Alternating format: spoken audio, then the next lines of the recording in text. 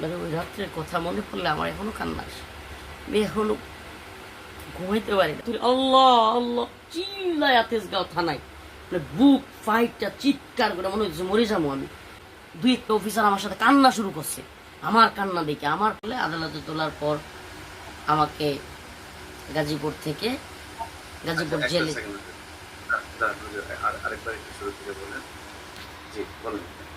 মানে গাজীপুরে আমাকে আদালতে তোলা হয়। আমাকে আদালতে তোলার পরে আদালত থেকে আমাকে গাজীপুর কারাগারে পাঠিয়ে দেওয়া হয়। গাজীপুর কারাগারে থাকা অবস্থায় এটা আপনাকে কোট করেন, এটা একেবারে পয়েন্ট। গাজীপুর কারাগারে আমি 2 দিন ছিলাম, 8 এবং 9, 2021 সালের এপ্রিলের 8 এবং 9, এই 2 দিন আমি গাজীপুর কারাগারে ছিলাম। ওরা আমাকে যেই রুমে রাখছে ওই রুমটাতে আমাকে কোরআন শরীফটা পর্যন্ত দেয় নাই, জায়নামাজ পর্যন্ত দেয় নাই। গাজীপুর জেলা কারাগারে আমাকে আমি যে 2 দিন বসেছিলাম আমাকে কোরআন পড়তেও দেওয়া হয় না। আমি বলছি যে ভাই আমাকে একটা কোরআন দেন, আমি 2 দিন এভাবে কিভাবে বসে থাকবো সারাক্ষণ। মানে একটা মানুষ তো বসে থাকতে হলে একটা কাজ লাগবে বা একটা কিছু করতে হবে, আমাকে একটা কোরআন শরীফ দেন, আমি কোরআন পড়ি। গাজীপুর কারাগারে আমাকে কোরআন দেওয়া হয় নাই, উল্টো ধমকি দেওয়া হয়েছে। তো নামাজ পড়ার জন্য জায়নামাজ পর্যন্ত দেওয়া হয়নি। খাবার দিত একেবারে অল্প অল্প, তাও খাবার দিত এটা চেক করে, মানে একটা ভয়াবহ অবস্থা। আমি মনে হয় ভয়াবহ কোনো সন্ত্রাসী। তো যাই হোক, এই 2 দিন চলে গেছে। ওখান থেকে আমাকে সম্ভবত 9 তারিখ, 8 এবং 9 তারিখ বিকেল দিকে আমাকে পাঠাইয়া দেয় কাশিমপুর কারাগার। গাজীপুর জেলা কারাগার থেকে একেবারে হাই সিকিউরিটি দিয়ে, মানে একেবারে কঠিন নিরাপত্তা দিয়ে কাশিমপুর 2, কাশিমপুর কিন্তু 4টা কারাগার। কাশিমপুর অনেকে মনে করে যে কাশিমপুর কারাগার মানে একটা কারাগার। কাশিমপুর 4টা কারাগার। কাশিমপুর 1, কাশিমপুর 2, কাশিমপুর 3 হলো মহিলা কারাগার। কাশিমপুর 4 হলো আপনার যেটা হাই সিকিউরিটি। কাশিমপুর 4, এই 4টা কারাগার। তো আমাকে নিয়ে যাওয়া হয় 2-এ, কাশিমপুর 2 নম্বর কারাগার। তো আমাকে কাশিমপুর 2 নম্বর কারাগারের ভিতরে ঢুকিয়ে দেওয়া হয়। সম্ভবত আপনার আমি অল্প মানে কারাগারের হিস্ট্রি অনেক লম্বা, অনেক কষ্ট আছে। কারাগারের প্রথম 8 মাস আমি একটা রুমে ছিলাম, আমাকে বের হতে দেওয়া হইতো না। এমনকি ওই রুমের ভিতরে ভাই কি বলবো, ওই রুমের ভিতরে আপনার এত নষ্ট একটা রুম ছিল। একটা 4তলা বিল্ডিংয়ের নিচতলা, এটাকে 60 সেল পূর্ব বলে, এটা ছিল 15 নম্বর রুম। 15 নম্বর রুম। এই রুমের ভিতরে আমার রাখছে। আপনার এই রুমে নিচতলার রুম, আপনার নিচতলার রুমে আপনার টয়লেটের যেই পাইপগুলো আছে ওই পাইপগুলো দিয়া টয়লেট মাখা, মানে একেবারে পায়খানা সহ বড় বড় ইঁদুর আমার বিছানায় চলে আসতো হঠাৎ করে। মানে এটা 8 মাস এই রুমটাতে আমি থাকতে হয়েছে। এই রুমটাতে মানে আমি বুঝাইতে পারতেছি কিনা, মানে মনে করেন যেখান দিয়া পায়খানা যায় ওই পাইপটা দিয়া নিচতলায়, যেহেতু ওখান দিয়ে বড় বড় ইঁদুর হঠাৎ করে পায়খানা সহ উঠে যেত। আমি ঘুমাইতেছি, হঠাৎ করে আমার বিছানা মাখায় ফেলতো ইঁদুর। এভাবে চলতেছিল। আর মশার উৎপাত। আমাকে প্রথম দিকে মশারি দেওয়া হয় নাই, কিচ্ছু না। মানে অনেকে কিন্তু কারাগারে মশারির কথা শুনলে মনে করে যে ভিতরে মশারি। না ভাই, কারাগারে মশারি দেওয়ার সিস্টেম হলো লোহার যে রডগুলো আছে ওখানে মশারি কাইটা তারপর বাইদা দেওয়া, এটা হলো কারাগারের মশারি। কারাগারের মশারি মানে কিন্তু আমাদের যে আমরা বাসায় কিংবা বাড়িতে যেভাবে মশারি টানাই রশি দিয়ে, এইভাবে মশারি টানায় না। আমি কথাটা কেন বলতেছি, আমি যখন কারাগারে ছিলাম পত্রিকার কিছু নিউজ দেখতেছিলাম যে কারাগারে মশারি দেওয়া হচ্ছে না, বন্দিরা আন্দোলন করতেছে। তখন অনেকেই কিন্তু পত্রিকাওয়ালারা সহ বা যারা নিউজ করতেছিল কেউ বুঝতেছিল না এই মশারি মানে কি। মানে মশারি মানে কিন্তু মানুষ যেভাবে মশারি টানায় বাসা বাড়িতে ওই সুতা দিয়া রশি দিয়া, ওরকম না। কোন মশারি দিচ্ছে না, মানে দরজায় এই যে আপনার 14 শিক যেটা বলে, শিকগুলোতে ফাঁকাগুলো বন্ধ করার জন্য কাইটা মশারি দেওয়া হয়। ঘরের ভিতরে মশারি দেওয়ার তো কোনো সুযোগ নাই বন্দীদেরকে। বন্দীদেরকে মশারির ভিতরে দেয়ই না। একেবারে আপনার ভিআইপি আসামি হইলে এমপি মন্ত্রী কিংবা আপনার মুফাজ্জল হোসেন চৌধুরী মায়ার যে জামাই আছে, তারেক সাইদ, ওই যে 7 মার্ডারের আসামি, হ্যাঁ, এই ধরনের ভিআইপি যে আসামিগুলো এদেরকে দিবে। তাও কি এদেরকেও মনে করেন এরা টাকা খরচ করে বা পাওয়ার আছে এই জন্য দেয়। এছাড়া কাউকে মশারি দেওয়া অসম্ভব। তো আমাদেরকে ওই মশারিও আমাকে দেওয়া হচ্ছিল না। তো ওই রুম থেকে আমাকে কিন্তু সার্বক্ষণিক নজরদারিতে রাখতো। সারাক্ষণ একটা, আমি ফোনে কথা বলতে পারতাম না। আমাকে মা বাবা, আমি কি, আমার মা কি করতেছে, আমার ভাইকে ধরছিল, আমার বাইকনাকে ধরছিল, এরা কি অবস্থায় আছে কিচ্ছু জানি না। আমার বাড়ির হালত কি তাও জানি না, কোনো খোঁজখবর নাই। আমার দীর্ঘদিন হয়ে যাবে, আমার কোনো ফোন দেয় না। এই 8 মাস আমাকে একটা রুমে ফেলে রাখছে। ওই রুমটাতেই, এই নষ্ট রুমটাতে মশা আসতো, কামড় দিত। ওই রুমটাতে ইঁদুর উঠে যাইতো, আর দুর্গন্ধের জন্য থাকতে পারতাম না। আর মাঝে মাঝে কারারক্ষীর মাধ্যমে কেউ এসে একটু আতর দিয়ে যেত, আমি এই আতরটা শরীরে মাখতাম, বিছানায় মাখতাম, মাইখে এই দুর্গন্ধ দূর করতাম। আতর শেষ, দুর্গন্ধ আবার শুরু। এইভাবে আতর আমার অল্প সময় শেষ হয়ে যেত। তো যাই হোক, তো এই রুমের মধ্যেই কষ্ট করছি। তো হঠাৎ করে একদিন রিমান্ডের ডাক আসে। এই যে যেটা বলা শুরু, যে রিমান্ড, আমার রিমান্ড শুরু হয়। তো আমি আপনাকে বলে রাখা ভালো, ডিবি হারুনের বাড়ি হলো কিশোরগঞ্জ, নিকলি। ওই রাষ্ট্রপতি, সাবেক রাষ্ট্রপতি আব্দুল হামিদের বাড়ির আশপাশে, মিঠামইন অথবা নিকলি, এই দুইটার থানার যে কোনো একটা, মানে হাওয়ার এলাকা। তো ওই এলাকায় কিন্তু আমি মাহফিল করি। আপনাকে একটু জানাই রাখি, ডিবি হারুন আমাকে মাহফিলে হেলিকপ্টারে নিয়ে যায়। আরো আশ্চর্যজনক বিষয় হচ্ছে, মজার বিষয়, যে এই মাহফিলটা হয় আমাকে গ্রেফতারের মাত্র কিছুদিন আগে। ওই মাহফিলটাতে আমি যেতে চাই নাই, ডিবি হারুনের দাওয়াতে আমি যেতে চাই নাই। আমাকে যেতে বলে আমার উস্তাদ মুফতি মনির কাসিমি হাফিজাহুল্লাহ, মুফতি মনির কাসিমি, বাড়িদারার বর্তমান মুহতামিম বাড়িদারা মাদ্রাসা। আমি রাজি না। কেন? আমি হুজুরকে বলে দিই, হুজুর আমার চট্টগ্রামে ওই দিন একটা মাহফিল, ঢাকার সাভারে একটা মাহফিল, আমি 2টা মাহফিল সাভারে এবং চট্টগ্রামে। সাভারের মাহফিল জুমার পর বয়ান, শুক্রবার জুমার পর বয়ান করে বিকেলে বিমানে উঠবো চট্টগ্রামের মাহফিলের উদ্দেশ্যে। তাহলে আমি কিভাবে নিকলি কিশোরগঞ্জে আবার মাহফিলে যাব? হুজুর, এটা তো অসম্ভব। তো হারুন হুজুরকে দিয়ে আমাকে এক প্রকার বাধ্য করে। তো হুজুর আমাকে একটা কথা বলে, আমি এটা না বলে পারতেছি না, আল্লাহ মাফ করুক, হুজুর শুনলে কি বলে, কিন্তু আমার বলতে হচ্ছে। মানে এটা কারণ এই হারুনের কাহিনীর সাথে এই কথাটা অনেক বেশি জড়িত। হুজুর আমাকে বলে, রফিক প্রোগ্রামটা রাখো, হারুনকে কোনো সময় কাজে দিতে পারে, প্রোগ্রামটা রাখো, কোনো সময় প্রশাসনিক ঝামেলায় পড়লে হারুনের অনেক উপরে হাত আছে, সে তোমাকে সেভ করতে পারবে। ভাই এই কথাটা খুব ভালোভাবে মনে রাখবেন। এরপর আমি হুজুরের এই কথার পর আমি প্রোগ্রামটা রাখি। তখন আমি হুজুরকে জিজ্ঞেস করি, হুজুর চট্টগ্রামে একটা প্রোগ্রাম, সাভারে আরেকটা প্রোগ্রাম, আমার একবারে ক্লোজ ফ্রেন্ড আমিনুল ইসলাম, সে সাভারে পড়ায়, সাভার দারুল উলুম মাদ্রাসার শিক্ষক, তার দাওয়াত ছিল। তো আমি এই 2টা প্রোগ্রামের সাথে নিকলি যাব কিভাবে? আমি বুঝলাম, আমি রাখলাম। তখন হারুন সে বলে যে হুজুরকে আমি হেলিকপ্টারে নিয়ে যাব, তবু হুজুরকে যেতে হবে। কিভাবে? সুরত কি, আমি জুমার পর বয়ান করব সাভারে, বয়ান শেষ করে হেলিকপ্টারে উঠবো সাভার থেকে, আসরের আগেই হেলিকপ্টারে গিয়ে, সাভার থেকে নিকলি যেতে হেলিকপ্টারে 25 মিনিট লাগে মাত্র। তো হেলিকপ্টারে গিয়ে বয়ান করে তারপর আবার সাভার থেকে এয়ারপোর্টে আমাকে নামায় দেওয়া হবে, ঢাকা এয়ারপোর্টে নামায় দেওয়া হবে। তো সন্ধ্যার সময় আমার বিমানের টিকিট কাটা, তো স্বাভাবিকভাবে আমি সন্ধ্যার সময় বিমান ধরে তারপরে চট্টগ্রাম চলে যাব। এই হলো প্ল্যান। আমি এটা কেন বলতেছি ভাই, ওই যে হুজুর বলছে এই প্রোগ্রামটা রাখো, পরবর্তীতে কখনো প্রশাসনিক ঝামেলায় পড়লে তোমার কাজে লাগতেও পারে। তখন থেকে আমি আপনার তেজগাঁও থানা রিমান্ডের অপেক্ষায় ছিলাম। আমি আপনাকে আবারও কোট করি, মানে হুজুরের এই কথাটা আমার কানে বাজতেছিল, যেহেতু হারুনের প্রোগ্রাম আমি রাখছি, ওই দিন আমি হারুনের প্রোগ্রামে গেছি। শুধু প্রোগ্রামে যাই নাই, হারুনের প্রোগ্রামে গিয়ে হারুন আমাকে বাসায় নিয়ে গেছে, খাওয়াইতে চাইছে। আমি সময়ের সংক্ষিপ্ততার কারণে আমি খাইতে পারি নাই। তারপরে সে নিজে হাইটা হাইটা তার বাসা থেকে মাহফিলের স্টেজ পর্যন্ত নিয়ে আসছে, স্টেজে সে আমার পাশে চেয়ারে বসেছিল। আমি যতক্ষণ বয়ান করছি, বয়ান শুনছে। আমি তখন ওই শাতেমে রাসূলদের বয়ান করছি। আমি বলিনি আপনাকে, শাতেমে রাসূলকে হত্যাকারীদের, তখন এটা খুব ভাইরাল একটা টপিক ছিল।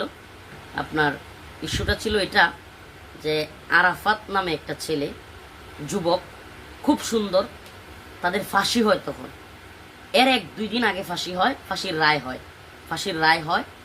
তো আপনার সম্ভবত অভিজিৎ রায় হত্যা মামলা, লেখক ব্লগার অভিজিৎ রায়, নাস্তিক, তার হত্যা মামলার ফাঁসির রায় হয়, সাজা হয়।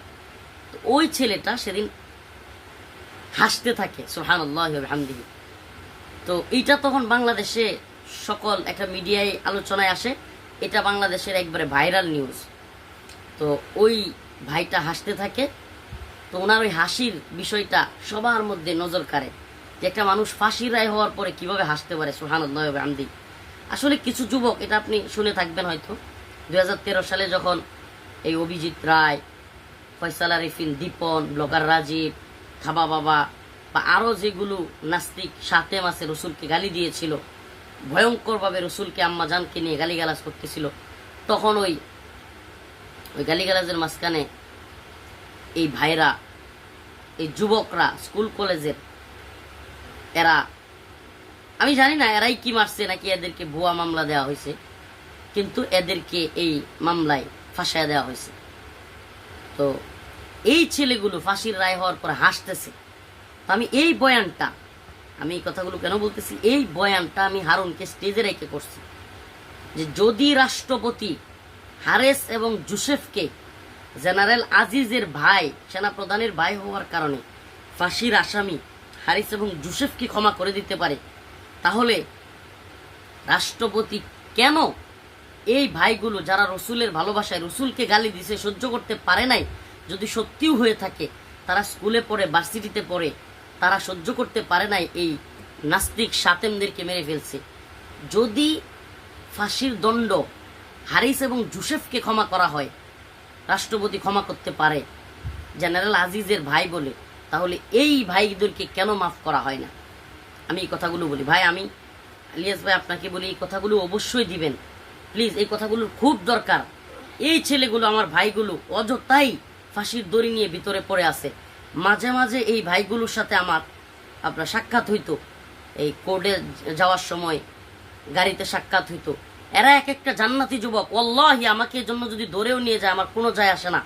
এরা এক একটা জান্নাতি যুবক, এদের এত মায়াবী চেহারা, এদের আখলাক, এদের কথা এবং আলেমদের প্রতি এদের সম্মান এবং গায়রে মানুষদের, অন্য মানুষদের প্রতি এদের যে মুহাব্বত, দেশের প্রতি এদের যে ভালোবাসা, ইসলামের প্রতি এদের যে ভালোবাসা আমি দেখছি, মানে একমাত্র রসুলের ভালোবাসায়, সুবহানাল্লাহি ওয়া বিহামদিহি। আমার রসুলকে যদি গালি দেয় আমার সামনে, আমি কি সহ্য করতে পারবো? আমি তো ওকে খুন করে ফেলবো, আমার মন চাইবে।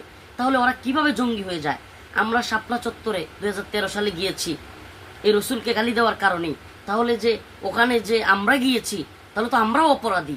রসুলকে গালি দেওয়ার পরে কেউ যদি মুসলমান, কেউ যদি সহ্য করতে না পেরে কারো উপর আঘাত করে, তাহলে এটার দায় সম্পূর্ণভাবে যে রসুলকে গালি দিয়েছে তার, এটার দায় অবশ্যই নিতে হবে। আজকে 2-3টা করে ফাঁসি এই ভাইদের লেগে গেছে, এদেরকে বিভিন্ন জঙ্গি ট্যাগ দেওয়া হয়েছে। এটা একটা খুব খারাপ বিষয় যে একটা কিছু হইলেই বাংলাদেশে জঙ্গি হাসিনা এবং তার কিছু সাঙ্গুপাঙ্গু স্পন্সর তৈরি করছে। এই আপনার সিটিটিসি নাম দিছে, এটিও নাম দিছে, বিভিন্ন নাম দিয়া জঙ্গি নিধনের নামে আমেরিকা ইউরোপকে খুশি করার জন্য আপনার সাধারণ যুবকদেরকে, একটু দাঁড়িয়ে আছে, টুপি পরে, টাকনুর উপর কাপড় পরে, নামাজ পড়ে, এই সমস্ত যুবকদেরকে ধরে নিয়ে অসংখ্য, আমি ভিতরে গিয়া কথা বলছি বা অসংখ্য ছেলেদের সাথে দেখা হয়েছে। হুজুর কি করছো? হুজুর জিহাদের বয়ানে একটা লাইক দিছিলাম, জিহাদি একটা বয়ানে কমেন্ট করছিলাম। হুজুর একজনে আমার বলছে যে আমাকে নিয়ে জিহাদে যাবে, আমি বুঝি না, আমি ভাবছি সত্যি সত্যি আমি মনে হয় জিহাদ করতে পারবো। তো এই যে কোরআন সুন্নাহ অনুযায়ী যে জিহাদের কথা বলছি, এই জিহাদের আগ্রহ প্রকাশ করছি, লাইক দিছি, এই ধরে ফেলছে। বছরকে বছর আমরা ঘুমে আসি, বছরকে বছর পরিবারের সাথে যোগাযোগ নাই, আমাদেরকে কষ্ট দেয়, রিমান্ডে নেয়, মায়ের দেয়, এইভাবে চলতেছে ভাই। বিশেষ করে আমি ভাই আবারও বলতেছি, আল্লাহি ইলিয়াস ভাই, আপনার সাংবাদিকতার জীবন সাকসেস হয়ে যাবে, আল্লাহ পাক হয়তো আপনাকে ক্ষমা করে দিবে, আমাকে হয়তো আমরাও মাফ পেয়ে যেতে পারি। এই বান্দাগুলো আজকে দীর্ঘদিন যাবৎ সেই 16 সাল থেকে গ্রেফতার হয়ে রিমান্ড, নির্যাতন, আপনি অবাক হয়ে যাবেন শুনলে। আমি অনেক এই গারোতে আমি যখন যাইতাম হাজিরা দিতে, এদের সাথে কথা বলতাম, এই সমস্ত ভাইগুলোর বউদেরকে পর্যন্ত নির্যাতন করছে, বউদেরকে পর্দা খুইলে নির্যাতন করছে, এদের সামনে আয়না নির্যাতন করছে এই অফিসাররা। এই বিষয়গুলো এত কষ্ট লাগতো আমার। এরা কান্না দেখলে, এদের কষ্ট দেখলে আমাদের কষ্ট কিছুই মনে হতো না। এই মানুষগুলোর একটাই অপরাধ, ভার্সিটিতে পড়তো, রসুলকে গালি দিছে, হেফাজত শাপলা চত্বরে নামছে, হেফাজত নামছে, তাদের দরদ লাগছে, হেফাজত নামছে, তারাও গিয়ে ওদেরকে হয়তো মেরে ফেলছে, অথবা এরা জড়িত না, আমি তো জানি না। কিন্তু ওরা যদি মেরেও থাকে রসুলের ভালোবাসায়, আজকে এরা বছরকে বছর রিমান্ডে, বছরকে বছর ঘুমে ছিল, নির্যাতনের শিকার, পরিবারের সাথে দেখা করতে পারে না। এদের এক একজনকে 2টা 3টা করে ফাঁসি দিয়ে ফেলছে, এদের এক একজনকে অন্যায়ভাবে 2টা 3টা করে ফাঁসি দিয়ে ফেলছে। এরা দীর্ঘদিন পরিবারের সাথে যোগাযোগ করতে পারে না, এদের জামিনের কোনো খবর নেই। জামিন হবে কিভাবে? 2টা 3টা ফাঁসিই লাগছে, এদেরকে যে কোনো মুহূর্তে ফাঁসি দিয়ে দিতে পারে। আমি হেফাজতকেও বলতে চাই আপনার অনুষ্ঠানের মাধ্যমে, ভাই এই কথাগুলো অবশ্যই প্রচার করবেন। আল্লাহ, এটা কলিজা থেকে বলতেছি, এই কথাগুলো এরা যদি এদের একজনের ফাঁসি হয়ে যায়, বাংলাদেশে কে হেফাজত, কে জমিয়ত, কে খেলাফত, একজন আল্লাহর কাছে ক্ষমা পাবে না, আল্লাহ রসুলের কাছে জবাব দিতে পারবে না কেউ, আল্লাহ নবীর কাছে জবাব দেওয়ার মতো কোনো আমাদের মুখ থাকবে না। এই ভাইদের যদি একটারও ফাঁসি হয়, আমি এই ভাইদেরকে দেখে আসছি, আমাকে জঙ্গি, মৌলবাদী, উগ্রবাদী তোমরা যা পারো ট্যাগ দাও, কিন্তু আমি এই সমস্ত যুবকদেরকে দেখেছি, এরা জান্নাতি যুবক। এই সমস্ত যুবকেরা আলেমদেরকে কি পরিমাণ মোহাব্বত করে, কিংবা দেশের প্রতি, ইসলামের প্রতি তাদের যে দরদ দেখছি। এবং আমাদের আলেমরা, আল্লাহ মাফ করুক, নাম বলতে চাই না, হেফাজতের আমরা যারা মামলা খাইছি অনেকে কাঁদতে কাঁদতে ভিতরে শেষ, কবে জামিন হবে, সরকারের সাথে লিয়াজু করা যায় কিনা, হাইরি এক একজনের কান্না। আল্লাহ আল্লাহি, আমি এই ভাইদেরকে কাঁদতে দেখি নাই, এরা যেন কিছুই হয় নাই, এরা স্বাভাবিক। এদের ইমানের অবস্থা দেখে নিজের মনে হইতো, হাইরি আমাদের তো ইমান কি আছে কিনা, আল্লাহ মাফ করুক, মানে আমাদেরটারে কোনো কিছুই মনে হইতো না। এদের চলাফেরা দেখলে, এদের কোর্টে যাওয়া দেখলে, এরা এত সুন্দর চলতেছে, এদের মধ্যে আল্লাহ পাক ইমানি জজবা দিছে।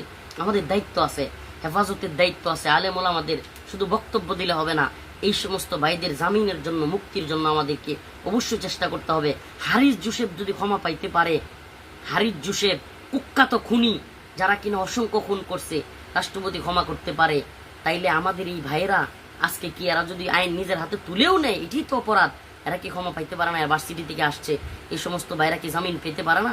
এখন এই উবাইদুল হাসান, এই দালাল, এরপরে বিভিন্ন বিচারপতিরা এরা পদত্যাগ করতেছে, এদেরকে বাতিল করা হচ্ছে। এখনো যদি এই সমস্ত ভাইগুলো মুক্তি না পায়, আল্লাহর কাছে, রসুলের কাছে আমরা জবাব দিতে পারবো না। হাসরের ময়দানে কেউ জবাব দিতে পারবে না। কে শাইখুল হাদিস মাওলানা মামুনুল হক, কে রফিকুল ইসলাম, কে গুনবী, আমরা কেউ জবাব দিতে পারবো না। কে হারুন ইজহার, কে বা কিংবা যত বড় আলেম আছে, আল্লাহ রসুলের এই নাইবে নবীদের পক্ষে কথা না বললে একজন জবাব দিতে পারবে না। আল্লাহি, ইসলাম যদি সত্য হয়ে থাকে, কোরআন যদি সত্য হয়ে থাকে, রসুল যদি সত্য হয়ে থাকে, আল্লাহ নবীর ইশকে নবীতে যারা এই কাজগুলো করেছে, এদের পক্ষ না নিলে এরা কেউ জবাব দিতে পারবে না। আমরা কেউ এই জবাবদিহিতা থেকে আল্লাহর কাছ থেকে বাঁচতে পারবো না। ইলিয়াস ভাই, আপনাকে বলবো ভাই, আল্লাহ পাক আপনাকে একটা জায়গা তৈরি করে দিয়েছে, একটা কথা বলবার কিংবা প্রচার মাধ্যম আল্লাহ আপনার সুযোগ তৈরি করে দিয়েছে। ভাই, এদের পক্ষে একটু কথা বলেন। জসিমউদ্দিন রহমানী সাহেব হুজুরের মুক্তির ব্যাপারে কথা বলতেছেন, বিশ্বাস করবেন না ভাই, আপনার জন্য অন্তর থেকে ভালোবাসা, মন থেকে ভালোবাসা আসে যখন শুনি একটা ভিন্ন অঙ্গনের মানুষ শাহেখ জসিমউদ্দিন রহমানের মুক্তি চাইতেছে। আল্লাহি ভাই, আপনি কল্পনাও করতে পারবেন না ওই দিন কারাগারে আমি কি রিস্ক নিয়েছি, কি পরিমাণে আমার উপরে চ্যালেঞ্জ গিয়েছে, আমার উপর কি পরিমাণে নজরদারি চলছে। এই স্বাধীন বাংলাদেশেও, হাসিনা মুক্ত বাংলাদেশেও তবুও আমি যে কি পরিমাণ প্রেশারের মধ্যে দিয়ে গিয়েছে। আমি যখন শুনছি বিভিন্ন মুসলিম বন্ধুদেরকে মেরে ফেলা হচ্ছে, আমি মাওনা থেকে আমি যাচ্ছিলাম ঢাকার দিকে, গাড়ি ঘোড়ায় গাজীপুরের দিকে গেছি, তো অনেকে মনে করছে হুজুর মনে হয় এদেরকে নিয়ে আসতে গেছে, না, আমি গেছি অনেককে মাইরা ফেলতে গেছে। এই বিষয়টা আমি ভিন্নভাবে বলতে চাই, এটা ভয়ঙ্কর একটা কাহিনী এখানে ঘটছে কারাগারে। তো আমি যেটা বলতেছিলাম, তো আমাকে তখন রিমান্ডে নিয়ে যায়। আমি এই বয়ানগুলো করার কারণে, বা আমি এবার এই পাঠ থেকে, এই ভাইদের পাঠ থেকে অন্যদিকে চলে যাচ্ছি, ওই যেটা বলছেন।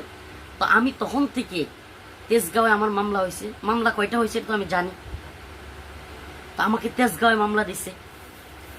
আমি তখন থেকে একটা আশায় ছিলাম, তেজগাঁও থানার ডিসি হলো এই ডিবি হারুন,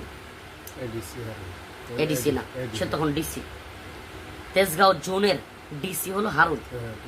আমি তখন আশায় ছিলাম যে হারুন সাহেব হয়তো আমাকে একটু হেল্প করবে, অন্তত এখনই জামিন না হলেও আমার মামলাগুলো একটু কম হবে, কিংবা আমি একটু সুবিধা পাবো, এই ধরনের সত্যি ভাই আশায় ছিলাম। কিন্তু এই যে আল্লাহ বুঝাইতে চাইলেন যে তোদের আমি ছাড়া কেউ নাই, তোরা যদি পৃথিবীর কোনো এই তাগুতের এই জালেমদেরকে আশা করিস তাইলেই তোদের উপরে আরো জুলুম আসবে। এই যে আমি পরবর্তীতে হারুনের কাহিনীগুলো হওয়ার পরে আমি এটা বুঝতেছিলাম যে আল্লাহ পাক হয়তো আমাদেরকে এটাই বুঝাইতে চাইছিলেন যে তোরা যে বান্দার আশা করস, তোরা আমার থেকে মানে বান্দার প্রতি আশা, আমার কাছে দোয়া না কইরা, দোয়া তো করতেছি কিন্তু ওই যে হারুনের প্রতি আশান্বিত হয়ে গেছিলাম ওই হুজুরের কথাই। রফিক ভাই, আমার এই হারুনের ভিডিওটা তো আমি আমার টেলিগ্রাম চ্যানেলে দেওয়ার সময় আমার সবার আগে আপনার কথাটা মনে হয়েছে। আপনার এই ঘটনাটা তো আমি জানতাম, আপনার এই ঘটনাটা জানতাম যে আপনাকে কিভাবে ওরা এই হাতের জিলে নিয়ে যা যা করেছে এই ঘটনাটা। তো আমার মনে হচ্ছিল যে আল্লাহ ছাড় দেন, ছেড়ে দেন, এটা এটা আমার খুব মনে হচ্ছিল। তো আমি কোনো কারণ ছাড়া হঠাৎ করে এই সময় ওর ফুটেজটা আমার হাতে আসলো। সবকিছুই আল্লাহ মনে রাখেন, আসলে একটা সময় শেষে কেটে গেছে। আপনি থাকেন ভাই, আমি আরেকটা কথা বলিনি, এটা ভিডিও আপনাকে একা রাখলে আমার আমার আমার আমার স্ক্রিনটা সুন্দর থাকছে, আপনাকে দেখছে। কিন্তু একটা কথা, আপনার এই কথার সাথে একটা কথা বলি, এই যে আপনার এটা দিতেও পারেন নাও দিতে পারেন, আমি আপনার কাছে নিউজটা পাঠানোর জন্য আমার সাথে এগুলো হয়েছে কি পরিমাণে চেষ্টা করছি, একটা উদাহরণ দিলে বুঝবেন। আমি এরকম একটা চিরকুট লিখে একটা ছোট্ট কাগজে বিষয়টা মানে সংক্ষিপ্ত আকারে লিখিয়া একটা কাগজ আমি আদালতে যাওয়ার সময় আমাকে হাজিরা দিয়া আমি এভাবে ফিক্কা মেরে ফেলাইয়া দিই, আপনার নাম লিখি যে ইলিয়াস ভাইয়ের কাছে এটা কোনোভাবে পৌঁছায় দাও, মানে যার কাছেই পড়ে যদি সাংবাদিক ইলিয়াস ভাইয়ের কাছে পৌঁছে দেওয়া হোক, মানে এইটা ফেলি। আমি জানি না এটা কোথায় আছে, আল্লাহ জানে কার কাছে গেছে নাকি এটা গাড়ির নিচে পড়ে গেছে, কিন্তু আমি এটাও চেষ্টা করি। এটা বললাম, এবার করতে পারি। তো আমি তখন আমার এই আশা যে যেহেতু তেজগাঁও জোনের ডিসি হারুন সাহেব, আর হারুন সাহেব আমাকে হেলিকপ্টারে নিয়ে গেছে, হাদিয়া দিছে, বা হারুন সাহেব আমাদেরকে মোহাব্বত করে, তাইলে আমি মানে ওই যে আমাদের উস্তাদ মনির কাসিমি সাহেব হুজুর বলছে যে হারুন কখনো কাজেও লাগতে পারে, রফিক দাওয়াতটা রাখো। তো আমি সেই সময় দাওয়াতটা রাখছি, দাওয়াতে গেছি তার বাড়িতে। হ্যাঁ, এত ঝামেলার পরেও আপনারা আমি বলি, আমি হারুনের প্রোগ্রাম করার কারণে দেরি হওয়ার কারণে আমি ফ্লাইট মিস করেছি। রাত্রের যে ফ্লাইট, সন্ধ্যার সময় ফ্লাইট আমি মিস করছি এয়ারপোর্টে আইসা। এরপরে আমি ওই দুপুরে আমি কিন্তু খাবার খাইতে পারি নাই, জুমার পরেই বয়ান ছিল, দুপুরে খাই নাই, সন্ধ্যা হয়ে গেছে আমি খাইতে পারি নাই। এরপরে বিমানের ফ্লাইট, আমার সন্ধ্যার ফ্লাইট মিস, 8:30টার দিকে ফ্লাইট, 8:30 পর্যন্ত বিমানবন্দরে বসেছিলাম খাওয়া দাওয়া ছাড়া। এরপরে ফ্লাইট হয়েছে রাতের বেলায়, আমি চট্টগ্রাম গেছি। চট্টগ্রামে যাওয়ার পরে যেহেতু ফ্লাইট মিস, দেরি হয়েছে, ওখান থেকে আপনার দীর্ঘ পথ পার হয়ে যেতে হয়েছে, খাইতেও পারি নাই। এত কষ্ট হয়েছে এদিন রাত্রে বয়ান করার পরে 11টার দিকে প্রায় বেহুশ হওয়ার মতো অবস্থা। এরপরে খাবার খাইছি। বুঝেন হারুনের প্রোগ্রাম নেওয়ার কারণে আমার কি পরিমাণ কষ্ট হয়েছে। এরপর আমি তবু আশায় ছিলাম যে হারুন হয়তো আমার একটু লাঘব হবে, আমাকে একটু মামলা কমায় দিবে, কিংবা সে একটু যদি বলে দেয় তাহলে তো আমার জন্য সহজ হয়ে যাবে। কিন্তু আমি ওই যে বললাম আল্লাহ পাক হয়তো বলছেন, আমি তখন খালি জেলখানায় এই ঘটনার পরে খালি কাঁপতাম আর বলতাম, আল্লাহ আমি শুধু আপনার উপরেই ভরসা করি, সব বাদ, খালি এটাই বলতাম, আল্লাহ আপনি সব বাদ, আল্লাহ আপনার উপরেই ভরসা করি, আল্লাহ আপনি আমার মাফ করে দেন, মানে খালি দোয়ার মধ্যে এটাই কইতাম। তখন ওই তেজগাঁও থানা রিমান্ডে নিয়ে যায়। নেওয়ার পরে তো পোস্টে দেখছেনি, তবু আমি হুবহু ওই পোস্টার আকারেই বলি। তো তেজগাঁও থানা রিমান্ড আসে, রিমান্ডে নিয়ে যাওয়ার পরে ওই আপনার আয়ুব মামলার যে এসআই, তার নাম হলো শোয়েব নিয়ে যায়। আমি যখন আমাকে ঢোকায় তখনই দেখি যে কয়েকটা চ্যানেল, RTV, তারপরে সম্ভবত DBC, কয়েকটা চ্যানেল ছবি তুলতে থাকে, আমাকে নিয়ে গারদে ঢোকায়, থানার যে গারদ আছে ওখানে ঢোকায়। ঢোকানোর পর কিছুক্ষণ পর আপনার এই খলিফা, মানে আপনার ওই কাপড় যারা বানায়, সেলাই করে, এরা যেভাবে মাপ নেয় না, হাত মাপ নেয়, বুকের মাপ নেয়, গলার মাপ নেয়, এইভাবে আমার মাপ নিতেছে রশি দিয়া অথবা পিতা দিয়া। আমি অবাক, কিরি আমার গায়ের মাপ নেই কে, মানে কি মাপতে পিটাইব নাকি? মানে আমার তখন সত্যি আমার মনের মধ্যে দুষ্টামি করতেছি না, মনের মধ্যে আতঙ্ক বিরাজ করতেছে, কিরি আমাকে কি এরকম মাপ নিতেছে কেন, আমি তখন বুঝতে পারতেছিলাম না। রমজান মাস, আমি আপনাকে আবারও বলে রাখি, প্লিজ এটা কিন্তু কোট করবেন, তখনও কিন্তু কাউকে গ্রেফতার করা হয় নাই। 2021 সালের এপ্রিলের 6 তারিখ রাতে আমি গ্রেফতার হয়েছি। ওই মাসের 12 এপ্রিল ছিল রমাদান, প্রথম রমজান, 12 এপ্রিল সেহরি খাই আমরা। এর মধ্যে কিন্তু কেউ গ্রেফতার হয় নাই। সম্ভবত প্রথম রমজানের দিন হেফাজতের তৎকালীন সাংগঠনিক সম্পাদক আজিজুল হক ইসলামাবাদী ভাই এবং মুফতি ইলিয়াস হামিদি, ওনারা দুজন গ্রেফতার হন সম্ভবত। এর আগে আর কেউ গ্রেফতার হয় না। আমি প্রথমত তো শাপলা চত্বর আন্দোলনে গ্রেফতার হয়েছি 25শে মার্চ, 4 ঘন্টা পর ছেড়ে দেয়। আবার 6 এপ্রিল রাত্রে গ্রেফতার হয়েছি। মানে আপনার শেখুল হাদিস আল্লাহ মামুনুল হক, শেখ হারুন ইজহার, মুফতি মাহমুদ হাসান গুনবি, মুফতি সাখাওয়াত হোসেন রাজি, জুনায়েদ আল হাবিব, আজিজুল হক ইসলামাবাদী সাহেব, কিংবা মুফতি ইলিয়াস হামিদি, মুফতি আমির হামজা, মানে যত বক্তা, যত আলেম আছে, তাদের কাউকে কিন্তু তখনও গ্রেফতার করে নাই। কথা বুঝতেছেন? এটা আমি কেন বলতেছি ভাই জানেন? মানে অনেককে গ্রেফতার করলে কিন্তু প্রেশার কমে যায়, কিন্তু একজন থাকলে প্রেশার, গালাগালি, রাগ এটা কিন্তু বেড়ে যায়। আমার উপর যে কি পরিমাণে প্রেশার এই 1 সপ্তাহ গেছে, মানে এগুলো আমি কিন্তু সংক্ষিপ্ত করছি। প্রত্যেকটা রিমান্ড, প্রত্যেকটা দিনের কথা আর বলি নাই। আমি সোজা চলে গেছি আপনার তেজগাঁও রিমান্ডে।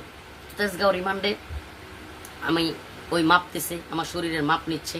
এক পর্যায়ে তারাবির পর আমি তখন ঘুমিয়ে যাব, আমার তখন ঘুমায় যাওয়ার সময় হয়েছে। আর ঘুমায় যাওয়ার একটু বলি, কেমনে ঘুমায়, ইট আছে না, ইট মাথার নিচে দিয়া, কিচ্ছু দেয় নাই, বালিশ না, খাতা না, কিছুই না। থানার ভিতরে আমাকে কিন্তু 7 দিনের রিমান্ড ডাকছে তেজগাঁওয়ে। 7 দিনের রিমান্ডে একটা মানুষ থাকতে হবে, কোনো বালিশ দিবে না, কোনো খেতা দিবে না, কিচ্ছু না। আমি অনেক চায়া রিকোয়েস্ট করে একটা জায়নামাজ আনছি। তেজগাঁও থানা তৎকালীন ওসি সে আমাকে একটা জায়নামাজ দেয়। জায়নামাজ দেওয়ার পর আমি কি করছি, ওই জায়নামাজটা ফ্লোরে বিছাইছি। আপনি যদি ভাই তেজগাঁও পুরাতন থানা, যেটা তেজগাঁও থানা, এটাতে কখনো যায়া থাকেন, তেজগাঁও থানায় যে ব্যক্তি স্মোকিং করে না, মানে বিড়ি সিগারেট খায় না, এই ব্যক্তি যদি তেজগাঁও থানায় ঢুকে, পুরাতন থানা, এত দুর্গন্ধ, গাঁজা, ইয়াবা, মানে নেশা এমন কোনো বাদ নাই যেটা এই তেজগাঁও থানায় করে না। আমার দম বন্ধ হয়ে যাওয়ার অবস্থা। প্রথমে যখন আমার ঢুকাইছে তখনই আমার দম বন্ধ হয়ে যাওয়ার অবস্থা। একটা টয়লেট ছোট্ট, বসা যায় না, এটাতে গোসল করতে হবে। এই টয়লেটে গোসল করলে পানি ছিটে আসে যেখানে পায়খানা হচ্ছে।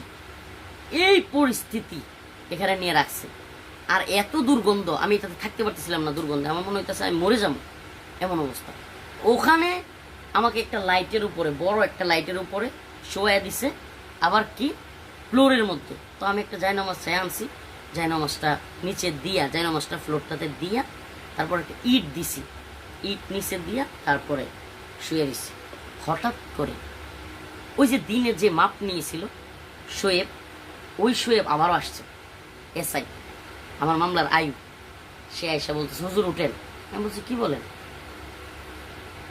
হুজুর উঠেন, এক জায়গায় যেতে হবে। বলছি কোথায়? আসেন, এত কথা বলিয়েন। আমাকে লকআপ থেকে বের করে নিয়ে যান। আপনাকে বলে রাখি, লকআপ থেকে বের করার পর সিসি ক্যামেরা আছে, সিসি ক্যামেরা পার হওয়ার পর পরই আমার চোখে কাপড় দিয়ে দেওয়া হয়, গাড়িতে তোলা হয়। 3 জন ছিল গাড়িতে, যে গাড়িটাতে আমাকে তুলছে। আমি প্রথমেই দেখছি 3 জন। একজন, আমি নামও জানিয়ে দেব, একজন তদন্ত ওসি শাহ আলম, বাড়ি নেত্রকোনা জেলায়, মদনপুর ইউনিয়ন, নেত্রকোনা সদর থানা, মদনপুর ইউনিয়ন। সে আমাকে পরিচয় দিছে, আমার দেশি। সে আমার দেশি বলে ডাকতো। 5 দিন ছিলাম, 7 দিন রিমান্ডের মধ্যে 5 দিনে আমি অসুস্থ হয়ে যাই। পরে বলতেছি এগুলো। 5 দিন যে কয়দিন ছিলাম সে আমার দেশি ডাকতো। তদন্ত ওসি শাহ আলম, আর হলো শোয়েব, শোয়েব হলো মামলার আইউ এসআই। আরেকজন ছিল ড্রাইভার, সেও পুলিশ, কিন্তু তার নাম আমি জানি না। এই 3 জন আর আমি। শোয়েব এক পাশে, ওসি শাহ আলম, তদন্ত ওসি শাহ আলম এক পাশে, আমি মাঝখানে। আমার মুখের উপর কাপড় দেয়া, সামনে ড্রাইভার। আমরা গাড়ি দিয়ে যাচ্ছি। কিছুক্ষণ যাওয়ার পরে এই 500 500 500 1000 1000 1000 এই 2000 2000 এরকম মানে ডাক হয় জিনিসপত্রের বাজারগুলোতে, বিভিন্ন মাছের আড়তগুলোতে এরকম ডাক হচ্ছে। তো যারা ঢাকায় যায় বা ঢাকার মোটামুটি পরিচয় আছে তারা কিন্তু জানে। তো আমি বুঝতে পারি যেটা কাউরান বাজার মাছের আড়ত বা কাউরান বাজার কাঁচামালের আড়তে আছে। তো কাঁচামালের আড়তে অনেক ট্রাক, বিভিন্ন গাড়ি। তো তেজগাঁও থানা থেকে ওরা যখন আমাকে ওখানে নিয়ে গেছে তখন আটকে গেছে। তো আমি ওখানে আসি এত রাত্রে, মানুষ যদি খুঁজ পায়, এই জন্য ও ড্রাইভারকে তদন্ত ওসি শাহ আলম ধমকি দিচ্ছে, সাইড পাঠা, ঘোরা গাড়ি ঘোরা, তাড়াতাড়ি ঘোরা, মানে সামনে তো ট্রাক যাওয়া যাবে না, মানে মাছের আড়তের ট্রাক করে আছে, সরাইতে সময় লাগবে, তাড়াতাড়ি করে ঘোরাইছে, ঘোরায় নিয়ে গেছে। নিয়ে যাওয়ার পরে আপনার 10-15 মিনিট নিয়ে যাওয়ার পরে আমাকে, আমার তো চোখে তো কাপড় দেয়া, সরি একটা কথা বলে রাখি, মানে ঢোকার আগে যেখানে নিয়ে নামাইছি ওখানকার আগে আমি দেখছি, মানে আপনারা বলি, আমার যে কাপড়টা পরাইছে এই কাপড়টা এমন যে যদি অনেক বেশি লাইটের আলো থাকে তাহলে একটু একটু দেখা যায়।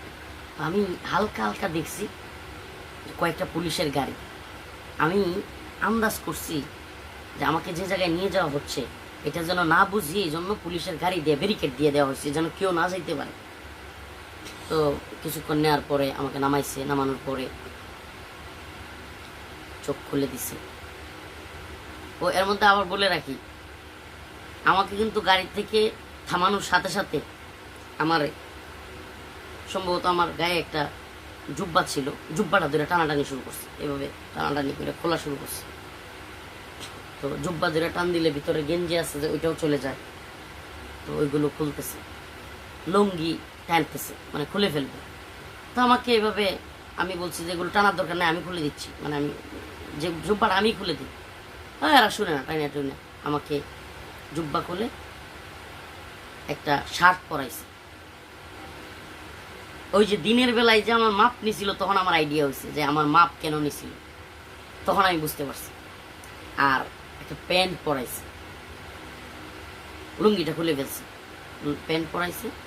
পরানোর পর প্যান্টটা যতই মাপ নিক ভালো করে লাগে না, তখন প্যান্ট একটা রশি ওদের কাছে ছিল, রশি দিয়ে টাইট করে বেঁধে দিছে। তারপরে আমাকে যখন চোখ খুললো, আমাকে বসাইলো, আমি মানে মানুষ এর চাইতে আশ্চর্য হইতে পারে না, মানে এই বিষয়ের চাইতে আশ্চর্য আমার মনে হয়। আমি এত বেশি আশ্চর্য, আরে কি অবাক করা বিষয়, আমার পাশে একটা মেয়ে, মেয়েটার গায়ে সম্ভবত রাতের বেলায় তো আপনার লাইট আছে, আমি আমার পাশে একটা মেয়ে, আমি বসানোর সাথে সাথে আমার চোখ খোলার সাথে সাথে আমি এদিক সেদিক তাকাইছি, তাকানোর সাথে সাথে দেখি অনেক লোক, কিন্তু একজনকে আপনি চিনতে পারবেন না, কারণ আপনার দিকে লাইটগুলো ফোকাস করা, ওদের দিকে লাইট নেই, কিন্তু পিছনের ব্যাক লাইট দিয়ে মানুষ বোঝা যায় কিন্তু মুখ দেখা যায় না। ওখানে ডিবি হারানো থাকতে পারে, ওখানে আল্লাহ মাফ করুক আরও অনেক পরিচিত মুখও থাকতে পারে প্রশাসনের, কিন্তু আমি জানি না।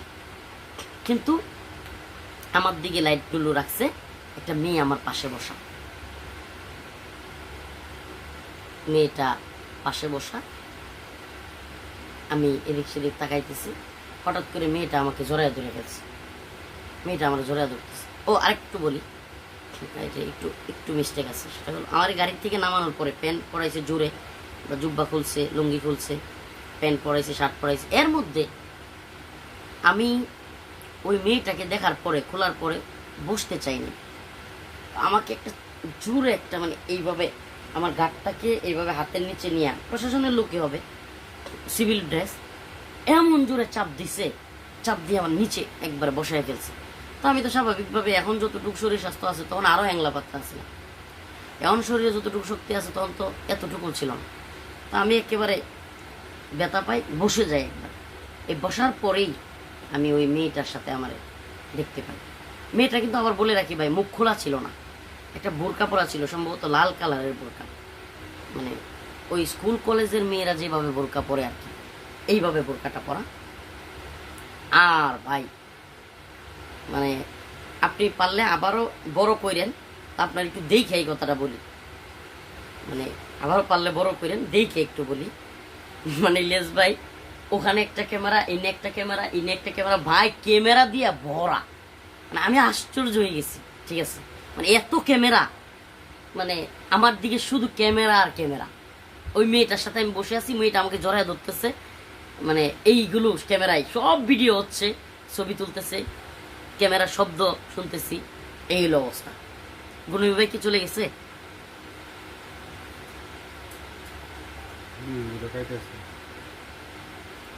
উনি মনে হয় একটু লিভ নিছেন, আপনি বলেন।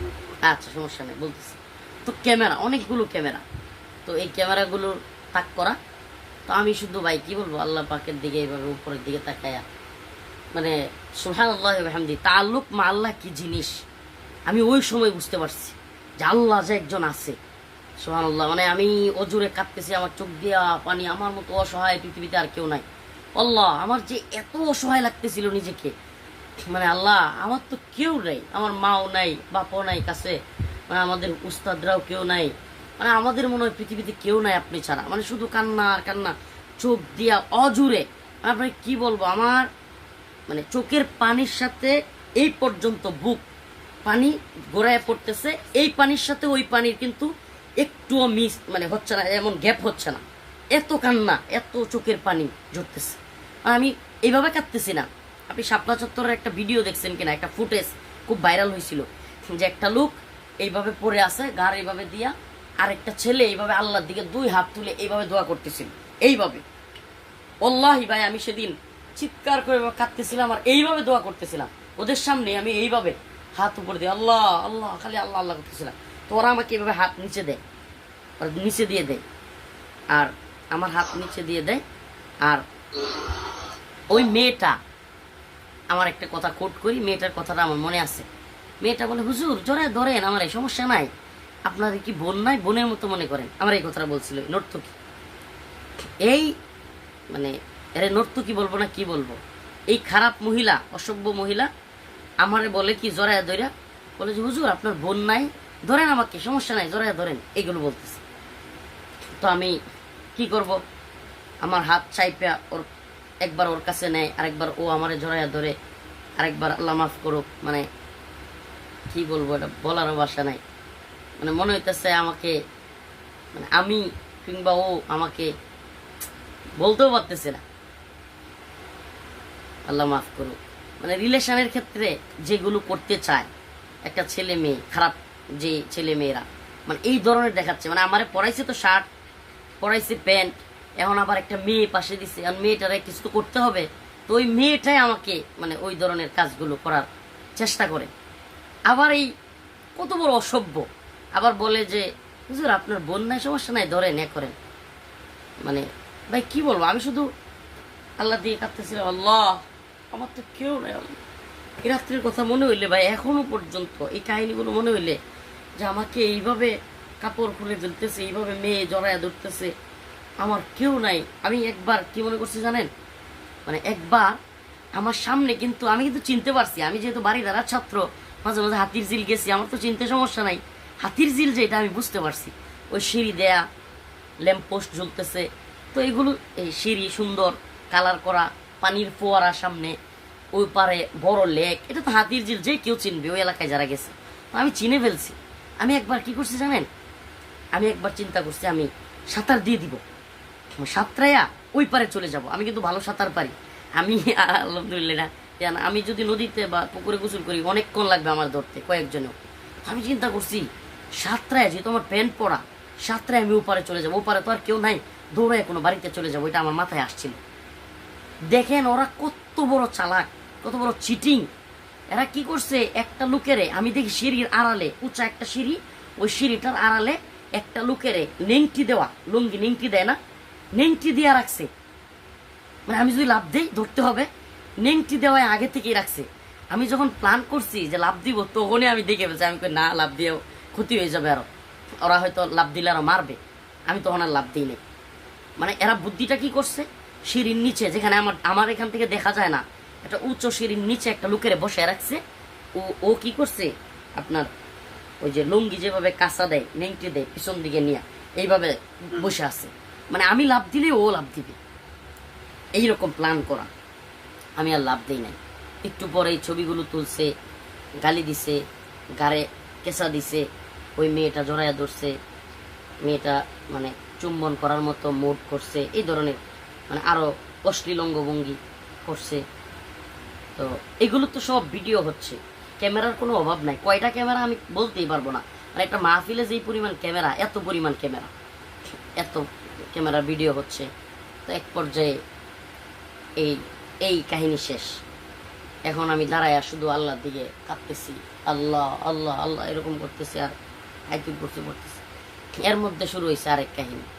একটা সিগারেট জ্বালায় নিয়ে আসছে, নিয়ে আসা আমাকে আপনার হাতে এভাবে ধরায় দিছে, 2 আঙ্গুলের মাঝখানে সিগারেটটা ধরায় দিয়ে ফেলে দিছে। ভাই ছোটবেলায় অনেক ছেলে মেয়েরাও আপনার তেজপাতা দিয়া বা বিভিন্ন ছোটবেলায় সিগারেট কিন্তু খায়, বা মজা কইরা অনেকে দুষ্টামি করে সিগারেট খায়। আমি আপনারা বলে রাখি, আমি অনেকটা ছেলে জীবনে কোনো দিন, আমার অনেক ছোটবেলায় বাবার পকেট থেকে নিয়ে আমার আব্বা সিগারেট খাইতেন এক সময়, পরে 3-4 বছর মৃত্যুর আগে আমার আব্বা মারা গেছে, মৃত্যুর 3-4 বছর আগে আব্বা কোনো দিন আর বিড়ি সিগারেট খান নাই। কিন্তু কোনো দিন আমি দুষ্টামি করে একটা সিগারেট টান দিইনি। করছে কি, ছোটবেলা থেকে আমার ঠোঁট একটু কালো, এটা আল্লাহ প্রদত্ত, আল্লাহ পাক ভালো জানে। তো আমার 2 আঙ্গুলের মাঝখানে একটা সিগারেট জ্বালানো সিগারেট ধরাই দিছে। এগুলো কিন্তু ছবি তুলতেছে জ্বালাই দিয়ে। আমি ছেড়ে দিছি সিগারেটটা, আবার আমার গালি দিয়া মারতে এসে আবারও সিগারেটটা। এগুলো কিন্তু আমি ফেসবুকে পোস্ট করি নাই। কয়টা পোস্ট করব, মানে আরো যেই কাজ হয়েছে, আরো অনেক বিষয় হয়েছে, কয়টা পোস্ট করব। তো এই যে সিগারেট ধরাই দিয়া ছবি তুলতেছে। এর মধ্যে আমি সিগারেটটা ফেলে দিছি, আমার গালি দিছে, এইভাবে একটা মারছে। তো আবার সিগারেটটা ধরাই দিচ্ছে। আপনাদেরকে একটু দেখায়, আমি কিছু দেখাবো ভাই, আপনারা থাকলে দেখাইতে সুবিধা হবে। মানে সিগারেটটা ধরায়া আমার এইভাবে দেখায় দিচ্ছে এসে, এই যে দেখেন, মানে দেয়াল হইলে ভাবে, এই যে এইভাবে হাত পাটা দিয়ে এইভাবে, এটা দেখাতে যাবে না। আমি এই দেয়ালটার পাশে এসে দেখি, এই যে দেয়ালটার পাশে এসে,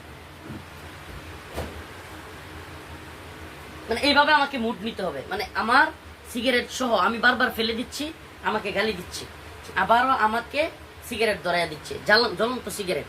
এখন আমাকে কি করতে হবে, আরেকজন দেখাইয়া দিচ্ছে কি করতে হবে। এই যে এইভাবে, মানে সিগারেট যেভাবে খায় না প্যান্ট শার্ট পরাওয়ালারা, এই যে এইভাবে পাউডার পিছনে দিয়া, আমি তো পারিও না।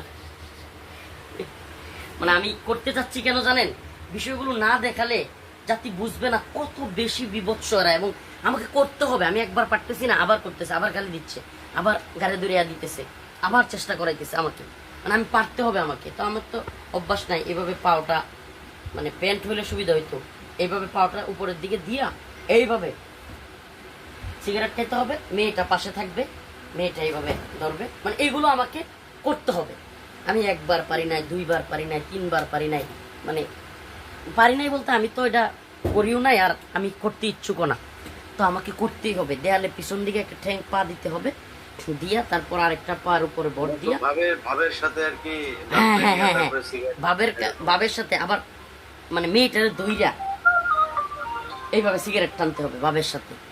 এটা করতে চেষ্টা করছে, এগুলোর ছবি তুলছে। আমি আরেকটা কথা বলি আপনাকে, আমি কাজগুলোকে কঠিন করি নাই, সত্যি বলি। আমার মাথায় তখন কি আসছিল জানেন, যে এরা যত ভিডিও করুক, যত প্রচার করুক, আল্লাহ তো একজন আছেন, উনি তো দেখতেছেন। এই কথা জাতি বিশ্বাস করবে না যে আমরা মেয়ে নিয়ে ঘুরি, সিগারেট খাই, এই কথা এরা জাতির কাছে বিক্রি করতে পারবে না ইনশাল্লাহ, এই বিশ্বাস আমার আছে। এই জন্য ওদের কাছে লাঠি ছিল ভাই, সত্যি কথা বলি। মানে ওরা যদি, আমি যদি এগুলো সহজে না করতে দিতাম, আমাকে অনেক আঘাত করতো। তো আমি চিন্তা করছি যে আমাকে যদি মানে এইভাবে আঘাত করে বা হাত পা ভেঙে ফেলে, তাহলে তো আমার একটা পঙ্গু হয়ে গেলাম আমি। দরকার কি, যা তোরা যা করতে চাস। আমি একটু কঠিন করি নাই, মানে 1-2 বার বলার পরে আমি করছি, আমি সত্যি বলি। এইগুলো ভিডিও করার কারণেই কিন্তু, এবং আমি বলছি যে আমি সত্যি বলি, আমি তখন মানে আমাকে উলঙ্গ করে ফেলতেছে, সিগারেট দিচ্ছে, মেয়ে দিচ্ছে, ভাই সত্যি বলি আমিও তো মানুষ, আমার মধ্যে তখন বিরক্তি বা মানে খুব কষ্ট চলে আসে। আমি মানে ইয়াতে আমি বলেই বসি যে আমি আর সরকার বিরোধী বক্তব্য দিব না, তবু আমার ছাইরা দেন দয়া করে। আমি এটা বলি ভাই, আমি ওই রাতে আমি এই কথাটা বলি যে তবু আমাকে ছাইরা দেন। মানে ওরা আমাকে উলঙ্গ করে ফেলতেছে, একটা মেয়ের সামনে উলঙ্গ হওয়া, মানে আমি পরে ভাবতেছিলাম যেটা মানে আমাকে শোয়া দেয় এই মেয়ের সাথে, আমি ভাই আরো বিবস্ত্র করে কিনা এই টেনশন। আমি বলছি ভাই আমি এই দয়া করে আমার দেশি যেটা আছে ওটারে বলছি যে ঠিক আছে আমি সরি, আমি আর রাষ্ট্রবিরোধী বক্তব্য দিব না। আমাকে ওই যে আপনি মাঝে মাঝে দেখেন না ওবায়দুল কাদের, মাহবুবুল আলম হানিফ কিংবা ওরা বলতো যে মাদানি বড় বড় কথা কইছিল পরে মাপ চাই, এই কারণে বলতো। এই যে ওই রাত্রে আমাকে যখন বিভৎস করে মানে উলঙ্গ করে ফেলতেছে, মেয়ে দিয়া করতেছে, ওই দিন আমি আমার উলঙ্গ হওয়া বা ওই মেয়েটার সাথে শোয়া দেয় কিনা এই টেনশনে আমি কথাটা বলছিলাম। আল্লাহি আমাকে যারা চিনে, কোনো বিভাগ আমাকে চিনে বা আমাকে যারা চিনে, আল্লাহ পাক আমাকে কতটুকু সাহস দিছে, আমি কতটুকু আলহামদুলিল্লাহ সাহস রাখি, এটা যারা জানে এরা জানে। আমি ভয়ে না ভাই, কিন্তু আমাকে উলঙ্গ করে ফেলবে, ওই মেয়েটার সাথে শোয়া দেয় কিনা, মানে এই টেনশনে আমি মানে পারতেছিলাম না। তখন আমি বলে বসছিলাম যে আমি আর সরকার বিরোধী বক্তব্য দিব না, প্রয়োজনে আপনারা আমাকে ছেড়ে দেন, হ্যাঁ আমাকে আর এগুলো করিয়েন না, আমি আর পারতেছি না। আর কান্না করতেছিলাম, আমার কান্না কি বলবো ভাই, মানে আমার ওই এক রাতের কান্না আমি কি পরিমাণ কান্না করছি এটা হিসাব নেই ভাই। তো আমার চোখ দিয়া পানি পড়তেছে, আর আল্লাহর কাছে বলছি আল্লাহ আপনি ছাড়া তো আমাদের কেউ নাই, আল্লাহ শুধু কাঁদতেছি। তো এক পর্যায়ে আমাকে আপনার দৌড়ে দৌড়ে গাড়িতে তুলছে, আমি তো কাঁদতেছি। গাড়িতে তোলার পরে আবারও আপনার আমাকে গাড়িতে তোলার পরে আবারও ওই তিনজন বেশ মানে বাহিরের কেউ আর উঠে নাই, ওই তিনজনে উঠছে। তো ওই তিনজন মানুষই উঠছে, শাহ আলম তদন্ত ওসি এবং মানে ওই রাত্রের কথা মনে পড়লে আমার এখনো কান্না আসে, আমি এখনো ঘুমাইতে পারি না। আমার মাঝে মাঝে রাতের বেলায় আমি আপনার কি বলবো, প্রথম কয়েকদিন জামিনের পরেও আমি পুকুর পাড়ে গিয়ে বসে থাকতাম, আমি আমাকে নিজেকে চিমটি কাটতাম, আমি সত্যি এদের কাছ থেকে মুক্তি পাইছি। আমার মধ্যে ভয়ঙ্কর মানে একটা অবস্থা কাজ করতো ওই রাত্রে, শুধু ওই রাত্রে। মানে আমাকে এই লুঙ্গি খুলতেছে, তারপর একটা মেয়ে জড়াইয়া ধরতেছে, মানে আমাকে গাড়ি দিয়ে চাপ দিতেছে, এই বিষয়গুলো আমার মাথায় চলে আসতো।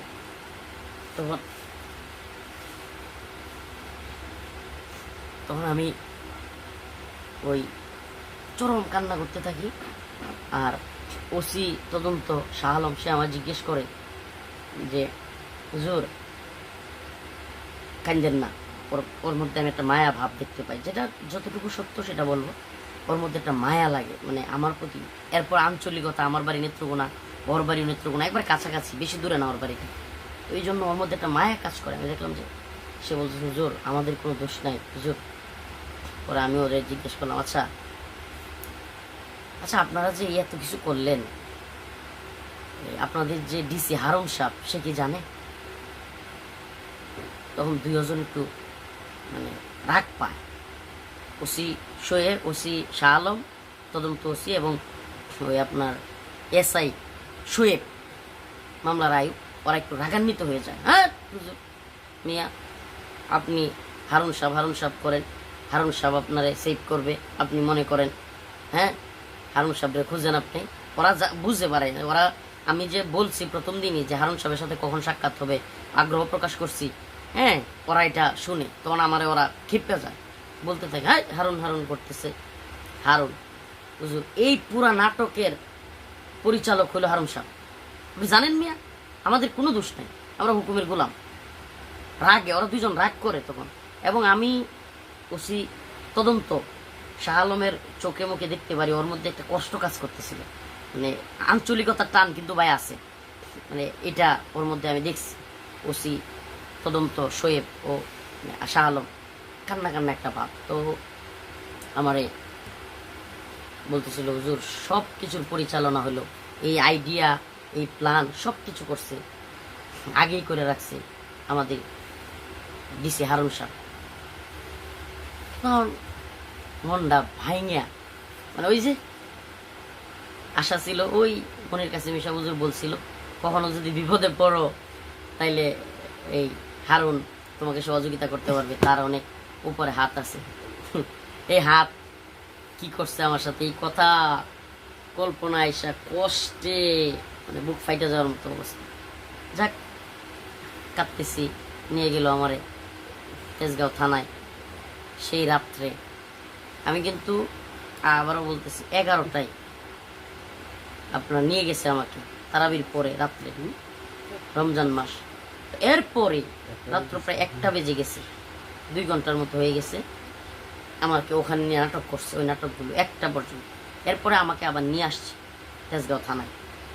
আমার কান্না তেজগাঁও থানায় আসার সাথে সাথে, ভাই আল্লাহ মাফ করুক, নিজেরটা নিজে শোনানোর জন্য না, দেশবাসী জানুক আপনার মাধ্যমে, আমি আয়েশায় উজু কইরা আল্লাহর কাছে এইভাবে হাত তুলে, আমি আর এইভাবে দোয়া করি না, এইভাবে হাত তুলে আল্লাহ আল্লাহ চিল্লায়া তেজগাঁও থানায় মানে বুক ফাইটটা চিৎকার করে, মনে হচ্ছে মরে যাবো আমি, চিৎকার করে এইভাবে কান্না করতেছে আল্লাহ আল্লাহ আল্লাহ। এক পর্যায়ে থানায় যারা 2টা 2:30টার সময় ছিল সবগুলো 2-1টা অফিসার আমার সাথে কান্না শুরু করছে। আমার কান্না দেখে আমার মানে কি বলবো আপনার, ভয়ঙ্কর চিৎকার আর কান্না।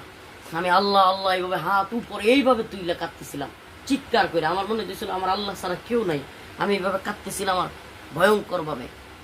তো সিহেরি পর্যন্ত আমি তাহাজ্জুদ পড়ছি আর কান্না করছি, সিহেরি পর্যন্ত তাহাজ্জুদ পড়ছি আর কান্না করছি, চিৎকার করে কান্না করছি। একের পর এক কাঁদতেছিলাম আর একটা দোয়া করতেছিলাম, আল্লাহ তুমি হারুনকে একদিন আমাকে যেরকম এ উলঙ্গ করছে আল্লাহ আল্লাহ, আমি একটু বাড়ায় বলতেছি আল্লাহ তুমি এমন করে দিও আল্লাহ, আল্লাহ তুমি এই হারুন এবং তারা যারা করছে আল্লাহ এদেরকে তুমি এইভাবে লাঞ্ছিত করো আল্লাহ, তুমি সব ক্ষমতার মালিক আল্লাহ, এরা কেউ কিছু করতে পারে না, তুমি সব করতে পারো। আমি খালি চিল্লাই দোয়া করতেছিলাম, জোরে জোরে দোয়া করতেছিলাম। ওরা এক পর্যায়ে অল্পই তো ইমান আছে, মানে মুসলমানের সন্তান যেগুলো, এগুলো আপনার ভয় পেয়ে গেছে কিছুটা। আমি ওদের চোখে মুখে আতঙ্ক দেখছি। একটা লোক বাসা থেকে খাবার নিয়ে আসছে, যে এসআইটা রাত্রে কিন্তু ডিউটিতে একজন এসআই থাকে, মামলার দায়িত্বে থাকে। তো এই এসআইটা কান্না করা শুরু করছে, সে সেহেরি খাওয়ার জন্য কিছু খাবার আনছে, সে সেহেরির সময় হয়ে গেছে, খাইতে চায় না। সে বলতেছে হুজুর আপনারা নিয়ে আমি খাবো, হুজুর আমি তো কিছু করি না, হুজুর আমার সাথে দিলে অল্প খান না। আমার নিয়ত হইল দূর এদের কাদের খাবার খামো, মানে এরা যা করছে কি খামো, না খাই মরে যাবো। আমি একবারে মানে নিজের খাওয়ার কোনো ইচ্ছাই নেই, সেহেরি খামো না, রোজা এইভাবে রাখবো, না খাই প্রয়োজনে মরে যাবো গা, মানে এরকম আমার খালি আল্লাহর দিকে এইভাবে, এই যে দেখেন এইভাবে হাত, মানে হাত কিন্তু নিচে না দোয়ার, এইভাবে এইভাবে মাথা উপরে দিয়ে এইভাবে আল্লাহ আল্লাহ আল্লাহ, চিৎকার উপরে চিৎকার, মানে আওয়াজ এত চিৎকার থানা পুরা আমার থামাইতে পারতেছে না। এরপরে ওরাও 1-2 জন কান্না হয়ে গেছে। তো এরা এক পর্যায়ে মানে একটু ঘাবড়াইয়ে গেছে। এক পর্যায়ে ও ফোন দিছে, ওরা আবার সিসি ক্যামেরা আপনার ফোনে ফোনে ভিডিও থাকে, মানে সিসি ক্যামেরা কিন্তু মোবাইলে মোবাইলে দেখা যায়। তো এসআই যেটা আমার মামলার আইও এবং ওসি তদন্ত এরা চলে গেছিল, এরা আবার ফোন দিছে আমার কান্না দিকে, আপনার সিসিতে ফোন দিয়া ওরা বলতেছে যে এই হুজুরের খাওয়ার চেষ্টা করো, হুজুরে আর কাটতে দিও না। হ্যাঁ, ওরাও বলতেছে। এটি আমি আবার যেহেতু আমার রুমের সামনেই ওই ডিউটি রুম শুনতেছিলাম, তখন ওই লোকটা এসে অনেক চেষ্টা করছে। বাস্তবে তার কথা বলতে হবে, এই আছে এটা হুজুর অল্প খান, আপনি না খাইলে আমিও খাবো না, আমিও রোজা রাখি, হুজুর দয়া করে আপনি খান, এটা ছিল। ওই দিন ডিউটি অফিসার ভাই, ওর নাম বলতে পারবো না আমি। ওই এসআইটা আমাকে খুব মাথায় হাত দিয়া হুজুর দয়া করে খান, আপনি না খাইলে আমিও খাবো না, এরকম বলতেছিল যে হুজুর অল্প হইলেও খান, কিন্তু আমি খাবো না, আমি ওই দোয়াই করতেছি ইয়ে করতেছি। তো একেবারে শেষ দিকে মনে হয় 10 মিনিট বা 15 মিনিট আছে, ও কিন্তু খায় নাই, আমাকে রাখেন। তো এক পর্যায়ে ওর মানে মনে হইতেছিল এই লোকটাও রোজা রাখবে, আমার জন্য সে খাবে না আর আমিও রোজা রাখবো। খাবার তো আমি পরে আমার মাথায় আসলো যে আজকে না হয় খাবো না, এনে 7 দিন কি না খাই আমি থাকতে পারবো, এই চিন্তা করে যে 7 দিন তো আর না খাই থাকতে পারবো না, খাই কি হবে, আচ্ছা অল্প খাই। তখন এই যে সেহেরি খাইলাম, খাওয়ার পরে এই রিমান্ডের গল্প শেষ করে দিই। তেজগাঁও রিমান্ডের 4র্থ দিন, এই 4র্থ দিনের কাহিনীটা খুবই জরুরি। 4র্থ দিন ওসি এবং ওসি তদন্ত, দুইজন। তেজগাঁও থানার মূল ওসি, যে ওসি এবং ওসি তদন্ত, এই দুইজন আমাকে একটা গাড়িতে করে নিয়ে যায়। আমি বলি কোথায় নিয়ে যাবেন? বলতেছে আপনার তো এতদিন শুধু ডিসি হারুন সাহেবের কথা বলছেন, হারুন স্যারের সাথে দেখা করায় নাই, আজকে হারুন সাহেব আপনারা দাওয়াত দিচ্ছে। হারুন স্যারের অফিস হলো আপনার, এটা সম্ভবত আসাদ গেটের এদিকে একটা রুমে, তার রুম, ওখান থেকে সে কনফারেন্স করে, সাংবাদিক সম্মেলন বা এই সে করে, ওখানে নিয়ে গেছে। তো রাস্তায় আমাকে, আমি বলতেছি না আমার তো যাওয়ার ইচ্ছা নাই। হুজুর আপনি না তার কাছে খুব যাইতে চাইতেন? আমি বলছি না ভাই আমি আর যেতে চাই না, তার কাছে গেলে আর কি হবে? বলে হুজুর আমরা তো আর চাইলেই পারি না, আজকে তার সাথে আপনার ইফতার করতে হবে, ইফতারের দাওয়াত দিচ্ছে। মনটা খুব ভাঙা যায় আমার, যে ওর সামনে যাইতে হবে এই বিষয়টা। মানে ভাই, কোনো মানুষ যদি চোখে চোখ রেখে মিথ্যা কথা বলতে পারে, ইলিয়াস ভাই যদি আপনার জানা থাকে তো থাকলোই, আমার সামনে যারা বসে আছে তাদের জন্য শিক্ষা, এটা মনে রাখবা। কোনো মানুষ যদি চোখে চোখ রেখে মিথ্যা বলতে পারে, এই ব্যক্তিরা ভয়ঙ্কর। এটা আমাদের মুরব্বীরা সহ অনেক আকাবিরদের কিতাবে আমি পাইছি। এই লোকগুলো চরম ভয়ঙ্কর হয়। এরা ঠান্ডা মাথার সাইলেন্ট কিলার হয়, ঠান্ডা মাথায় খুন করতে পারে। চোখে চোখ রেখে আমার নিয়ে বসাইছে, এ দেন বাপটা দেন, আরে মাদানী সাহেব হুজুর আপনি আমার এলাকায়, আপনি আমার থানায়, এই কবে থেকে? এই যে ভঙ্গিটা আমি যেটা ধরছি, আরে মাদানী সাহেব হুজুর দেখি আপনি কবে থেকে আমার থানায়? আপনি কথাটা বুঝতেছেন? 4 দিন পরে, মানে ওই ঘটনা হয়েছে প্রথম দিন, ফার্স্ট নাইটে, প্রথম রাতে। 4র্থ দিন ইফতারের সময় সে কি বলতেছে, আরে মাদানী সাহেব, আমার চোখে চোখে তাকায়া, আরে আপনি আমার থানায়, এই হুজুরে ঠিকঠাক মতো যত্ন করছো তো? উসিরে কইতেছে। আমি মনে মনে কেউ যত্ন তো আপনিও করছেন, এরাও করছি ভালোই, আমি মনে মনে বলতেছি আর কি, এর ভাব দেখে যে হুজুরে ঠিকঠাক মতো যত্ন করছো তো, খাওয়াইছো তো, হুজুরে ঠিকঠাক রাখছো তো, এগুলো বলতেছে। তো আমি আর কিছু বলি না, আমি তো তার দিকে তাকাইয়া রয়েছি, আর আমার দিকে তাকাইয়া মানে কি বেহায়ার মতো, নির্লজ্জের মতো। আর একটা মজার বিষয় দেখেন, এই ওসি কিন্তু জানে সে এটা তো জড়িত, এই তদন্ত ওসি সে তো ছিলই সাথে, সেও জানে, এডিশনাল যে আছে, এডিশনাল এসপি সেও জানে, এরা সব এখানে বসা। মানে তেজগাঁও জোনের 6টা থানা, 6টা থানার প্রত্যেক থানার ওসি, এডিশনাল এসপি তারাও আছে। এতগুলো মানুষ সবাই জানে আমার সাথে সে কি করছে, সে নাটক করছে, এদের সামনে এইভাবে বলতেছে। মানে এত নির্লজ্জ, এত বেহায়, মানে এতগুলো মানুষ জানে যে হুজুরের সাথে এই কাহিনী করছে, এরপরেও সে 4 দিন পরে বলতেছে আরে মাদানী সাহেব, এই ধরনের কাহিনীটা করছে। যাক, তারপরে এখানে সে ভালোই খাইতে দিছে ভাই। এই রিমান্ডের পর থেকে, কারাগারে যাওয়ার পর থেকে 1-1.5 মাসে এমন খাবার পাইনি বাস্তব। মানে ভালো খাবার আসলে সামনে, আমরা তো মানুষ, ফিতরাগতভাবেই শারীরিকভাবে একটা ভালো খাবারের দিকে টান হয়। খুব ভালো ভালো খিচুড়ি, আপনার গ্রিল, তারপরে বড় বড় গোশতের, মানে বিশাল আয়োজন সব পুলিশদের জন্য, ওসি এবং এসপিদের জন্য, এডিসিদের জন্য বিশাল আয়োজন। আমার নিয়ে আমার খাওয়ার ইচ্ছাই নাই, আমার কোনো খাওয়ার ইচ্ছাই নেই। আমার ভাই বলতেছে যে হারুনের ভাতের হোটেল তাইলে আগের থেকে আছে। হ্যাঁ আছে, মানে হ্যাঁ খাওয়ায়, খুব নাটকও করে, মারেও আবার খাওয়ায়ও, এটা তার অভ্যাস। মানে এটা হলো তার মিল দেওয়ার স্বভাব। তো বসাইছে, আমার খাওয়ার ইচ্ছা নাই, আমি না করে দিচ্ছি, না আমি খাবো না ইফতারির সময়, তবু আমি তার সাথে খেতে ইচ্ছুক না। কয়েকবার না করে ফেলছি। পরে খাওয়ার চাহিদা তো চরম, এটা মানুষ অল্প খায়, রোজা রাখছি, খাই না সেহেরি, এখন ইফতারির সময় হয়ে গেছে, সারাদিন রোজা রাখছি, তাহলে কেমনে না খায়? এক পর্যায়ে চিন্তা করলাম যে এদের এখানে খাবো না, কালকে হইলেও তো খাইতে হবে, মানে খাইতে তো হবে। তবে হারুনের সাথে খাইতে আমার ইচ্ছা ছিল না। আমি বললাম যে আমার একটু খাবার দেন, আমি একটু পাশে বসে খাই। আর একটা রুম ছিল, ওরা বলতেছে যে না হুজুর আমাদের সাথেই খান, সমস্যা নেই হুজুর, আপনারা নিয়ে খাইতে পারলে তো সৌভাগ্য। মানে বিশ্রী কথা, বেহায়েদের মতো কথা। তখন স্যারে বসলাম, খাইলাম ওদের সাথে।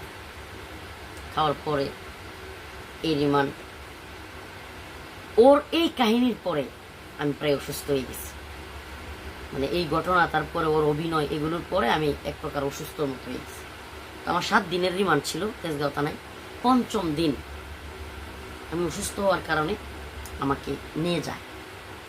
রিমান্ড 7 দিন পূর্ণ করে নাই, আমাকে নিয়ে যায় আপনার ডিবিতে। তৎকালীন ডিবি প্রধান ছিল হাফিজ আক্তার। তো ওখানে ডিবিতে তো বড় রুমে আমাকে যখন ঢুকায়, সাথে সাথে শেখুল হাদিস আল্লামা মামুনুল হক, আমাদের জামিয়া বারিদারার মুহাদ্দিস, দেশের প্রখ্যাত আলোচক ওয়াইজ, আমার উস্তাদ মুফতি হাবিবুল্লাহ মাহমুদ কাসিমি দামাত বরকাতুহু, তারপরে আমাদের খতিবে বাঙাল খ্যাত জুনায়েদ আল হাবিব হাফিজাহুল্লাহ, আরো অনেকেই, 4 থেকে 5 জন আমি গিয়ে দেখতে পাই।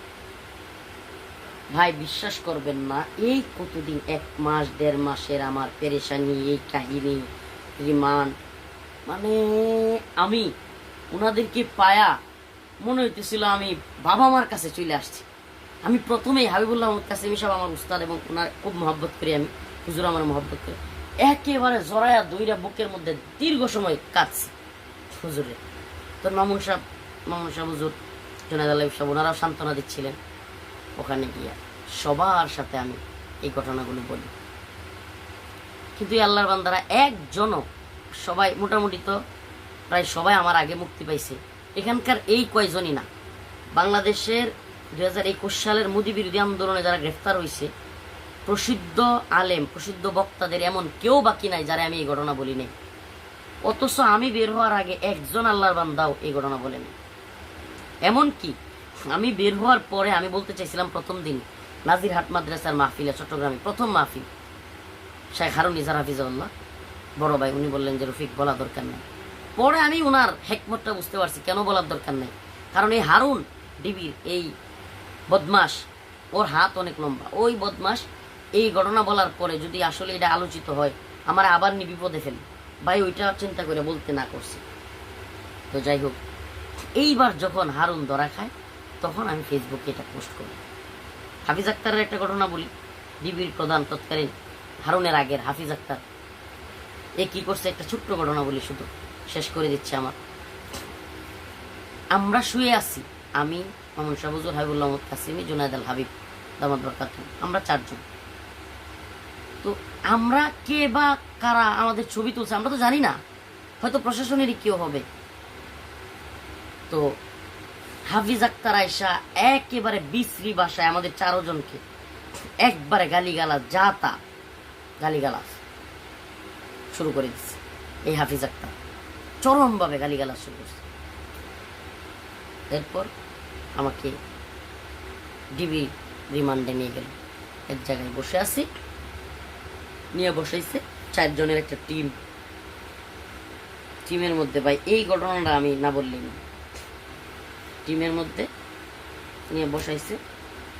হঠাৎ করে এক লোক আসছে কোত্থেকে, মানে আমার টিমের না, যারা আমার জিজ্ঞাসাবাদ করতে আনছে এরা এই টিমের লোক না, একজন এডিসি ডিবির, আর হইলো আরো 2-3 জন, 4 জন করে একটা টিম থাকে।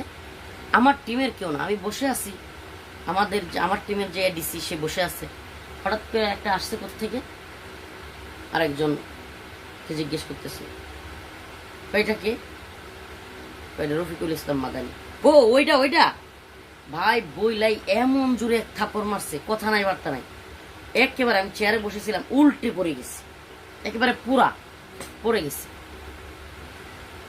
বেহুশ হওয়ার মতো অবস্থা। আমার যে এডিসি আছে সে তাকে বলে, ও মনে হয় এডিসি র্যাঙ্কের বা কতটুকু জানি না, সে বলে কি তুমি ওরে থাপ্পড় দিলা কেন বেশি? এরপরে আমার মানসিকভাবে আমি ভেঙে পড়ি, শারীরিকভাবেও কিছু খাই না, এই অবস্থা। এই থাপ্পড়ের পরে ওই আগে আঘাত খাইছি র্যাবের রিমান্ডে, এখন আবার আঘাত খেলাম, তখন আমি পড়ে যাই, এক প্রকার অসুস্থ হয়ে যায়। তখন আমাকে আপনার পুলিশ হসপিটাল, যেটা রাজারবাগ পুলিশ লাইন্স হসপিটালে নিয়ে যাওয়া হয়। আমার প্রেশার, এটা কি মানুষের প্রেশার হইতে পারে? একজন মানে এটা অসম্ভব। 45 নিচের প্রেশার, উপরেরটা হলো আপনার 80, নিচেরটা 45, 45 উপরেরটা 80। এত নিচে চলে আসে প্রেশার, না খাইতে আর টেনশনে আমার এত প্রেশার লো হয় যে আমি জায়গায় পড়ে যাই, মাথা ঘুরাইতে থাকে, আমার যেখানে দাঁড়াই মাথা ঘুরায়, সারাক্ষণ মাথা ঘুরাইতে থাকে বন বন করে, এই অবস্থা। তখন রাজারবাগ পুলিশ লাইনে নিয়ে চেক আপ করায়, ওরা ডিম খাইতে দেয়, স্যালাইন খাইতে দেয়, ওখানে চিকিৎসা করায়, তারপর আবার নিয়ে আসে। তো এইভাবে তো 26 দিন রিমান্ড চলছে। তো উল্লেখযোগ্য যে বিষয়গুলো, উল্লেখযোগ্য রিমান্ডের উল্লেখযোগ্য গালাগালি যে কাহিনীগুলো, এগুলো বললাম আমি আপনাকে। কারাগারে তো আরো অনেক কাহিনী আছে, বা ওই দিন কারাগারে যা ঘটলো সেগুলো আছে। বাকি আমার মনে হয় এগুলো শুনলে আরো অনেক লম্বা হয়ে যাবে।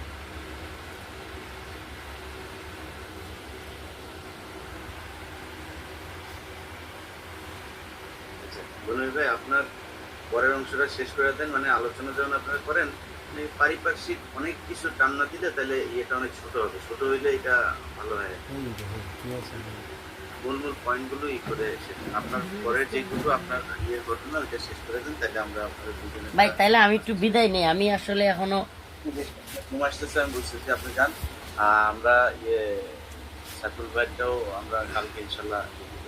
তাহলে সাইফুল ভাইটা আচ্ছা ভাই, ইলিয়াস ভাই, চাইতো গনুবি ভাইকে একটু মিউট করেন 1 মিনিট। আমার কয়েকটা ভাই আপনাকে একটু সালাম দিবে, তারা খুব মহব্বত করে আপনারে।